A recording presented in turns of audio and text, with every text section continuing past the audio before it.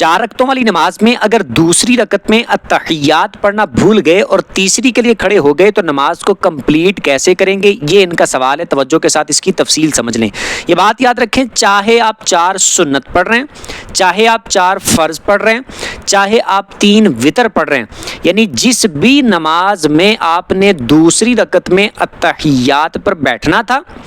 अत्तहियात पढ़ने के बाद फिर आपने खड़े होना था तीसरी रकत के लिए, लेकिन हुआ इस तरह कि आप दूसरी रकत के सजदे आपने किए और डायरेक्ट आप सीधा तीसरी रकत के लिए खड़े हो गए। अगर तो खड़े होने से पहले पहले आपको याद आ गया, जैसे आप खड़े होने लगे थे आपको याद आ गया, तो आपने फौरन बैठ जाना है। और अगर आप आधा खड़े हो चुके हैं या आधे से ज़्यादा खड़े हो चुके हैं या बिल्कुल खड़े हो चुके हैं, फिर आपको याद आया कि आपने तो अत्तहियात पढ़नी थी, फिर आपने बैठना नहीं है, फिर आपने खड़े ही रहना है और नमाज को आपने इसी तरह जारी रखना है।